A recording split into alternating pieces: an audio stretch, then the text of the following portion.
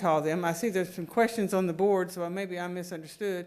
My recollection is the difference in the orange option is that the Viking Hills zone and the Mountain View zones would be combined into one attendance zone, changing the Viking Hills configuration into a K1 IB program, and we would reconfigure Mountain View into to Viking Hills' sister 2 through 5 IB program, only it wouldn't even be called Viking Hills. I'm just freaking. And in the green option, Viking Hills would be closed, and we would consolidate those students at Parkdale and Mountain View. We would make Alta Vista a neighborhood attendance zone elementary school, and we would close Meadowbrook and consolidate most of those students into Alta Vista. And here would be the orange elementary zone, and the you'll notice Sul Ross is not there, North Waco is not there, and Viking Hills is no longer, it is Mountain View pre-K through 5. The middle option, there's Tennyson, Brazos, Carver. Carver's zone has increased greatly.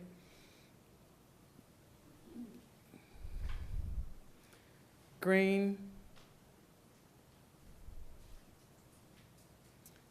Mountain View, Viking Hills is just not there. And then we have this unique zone for Alta Vista. Again, Sul Ross and North Waco are not there. It's changed Park Views and Crest Views attendance zones.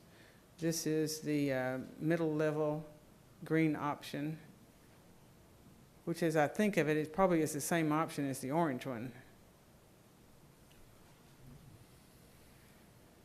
The district facility utilization, currently our district utilization at 72%, and as you know, that is the whole reason we're here, is that 85% is our break-even point, and so we are losing money every day on facilities.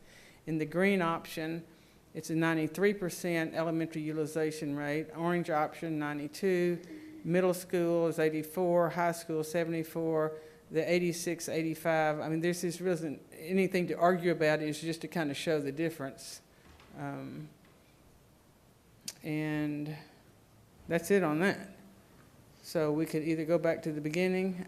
This is a truncated presentation because I felt like the board just would want to talk about the two programs at this juncture.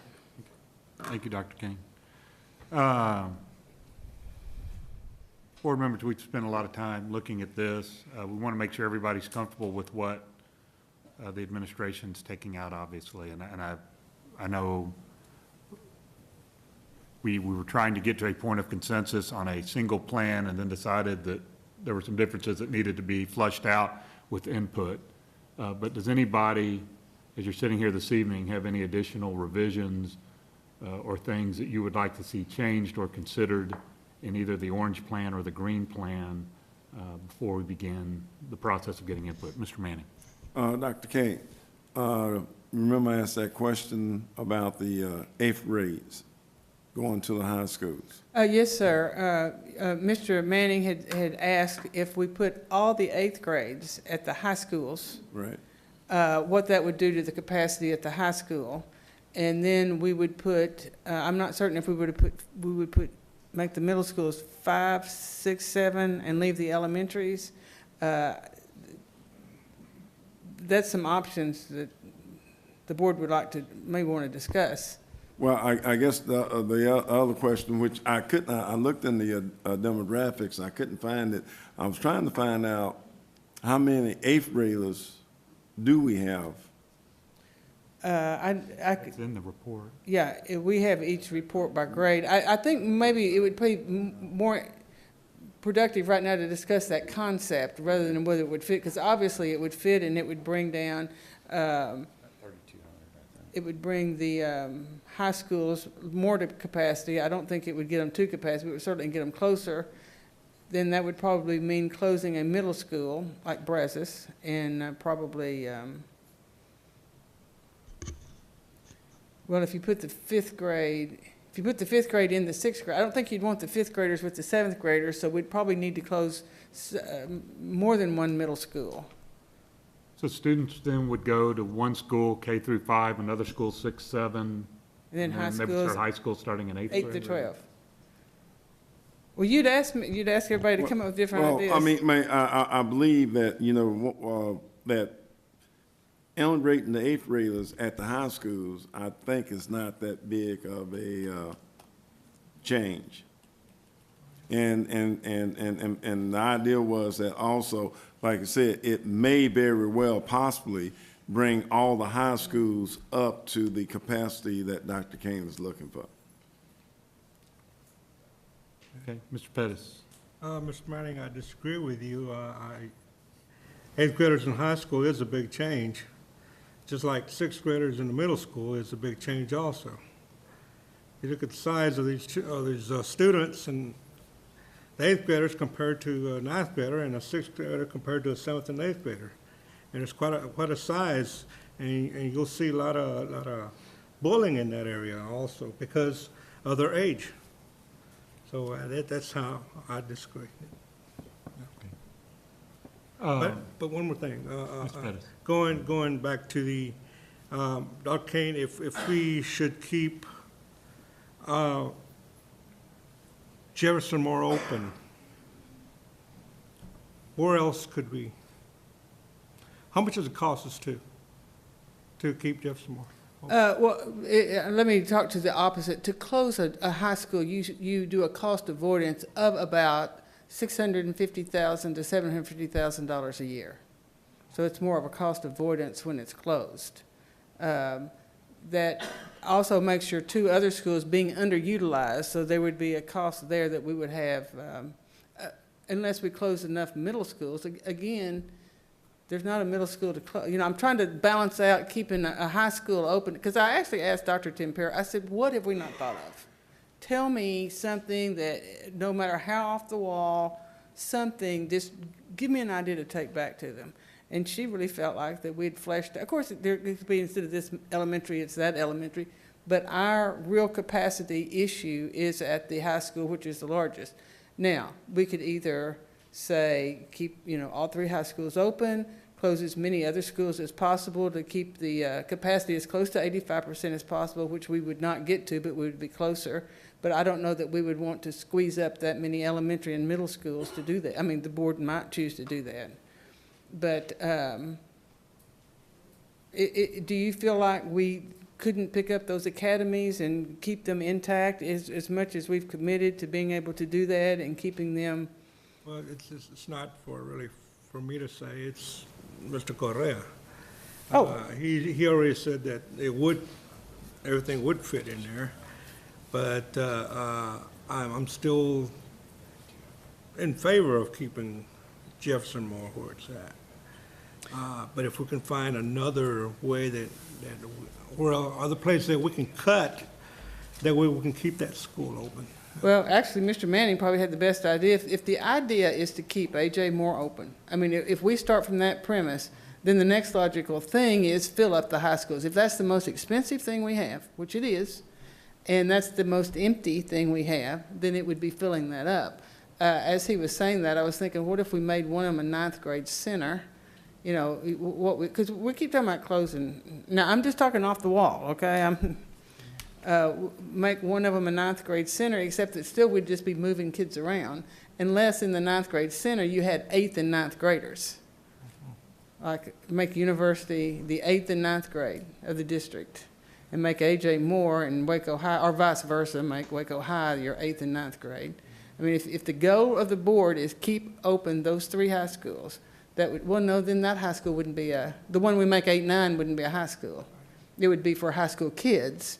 But if the idea is keeping it open, if the idea is keeping it open or keeping it open as you graduate from one of three schools. If it's graduate from 1 to 3 schools, Mr. Manning probably has the right idea. If it is, we want high school kids in those buildings, it would be make one of them an 8-9, make one of them a 9-10. No, even that wouldn't work. Well, No, it has to be an 8-9 and a 10-11, 12. We're spreading them too much. Doctor, Oh.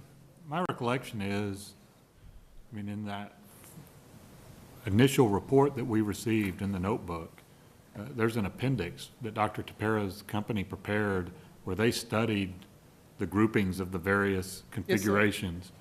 And they've said for students, particular in a high poverty district like this, keeping students on a campus for at least 3 years is the best configuration. Isn't that correct? That is true, but if the issue, if it's more important for the board to keep 3 high schools open, then we back off on the best practices recommendation and say that this is more important, you know, local control, and it's more important for us that X happen instead of, you know, those best practices. I mean, you and Mr. Manning are doing the same thing. You're trying to think outside the box of how to Mr. keep that open. The problem is, we have so many bodies and too many seats.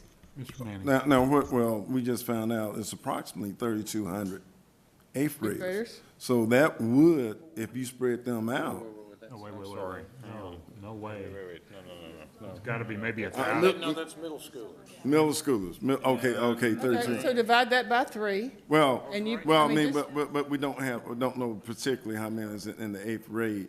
Well, but let's just average 3. 3 into 30, let's say it's 3,300. 3 into that, that's 1,100. So that would be, let's even say it was 1,200, that'd be 400 more kids at each high school at max. These are current numbers too. That would include, what, 5th and 6th at Lake Air. So, So, okay, you have to take those out, okay. Okay, we're down to 370. But, I mean, I hate to disagree with Mr. Pettis, but I believe that we have to believe that the administration, I know bullying is an issue, but don't we have